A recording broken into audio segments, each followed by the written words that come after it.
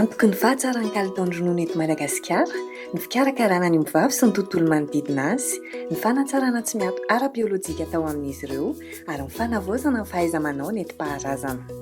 Izany indrindra no nametrahana ny tetikasa fanoro na fanatsarana ny ombivavy be ronono ho fitadiavana tsy tapaka izay mahatsara ny kalitao sy mahambony ny tahampamokarana eo amin'ny seha-piariana ronono. Fanoro dia vokatry ny fiara-miasa eo amin'ny FIFA Manor, rantsan'ny Ministeran'ny Fambolena ny Fiompiana Aranjona, ny orinasa Sokolé, sehatra lehibe eo amin'ny fampiroboroboana ny seha-piariana ronono sy fiariana. Ny tanjona kendren'ny tetikasa dia ny fampitomboana ny tahampamokarana ronono eo amin'ny faritra Vakinankaratra sy Analamanga.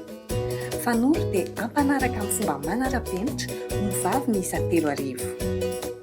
Ny tohanara teknika miaraka amin'ireo mpiara-miombona antoka dia miendrika fanatsarana sy fampiroboroboana ireo sehatra rehetra miasa amin'ny fampanarahana enti-tanana na insémination artificielle sy ny fampitaovana ireo teknisiana ary fampiofanana ireo mpiompy. Ny fanohanana ara-bola kosa dia tanterahin'ny fiariana sy ireo banky mpiara-miasa.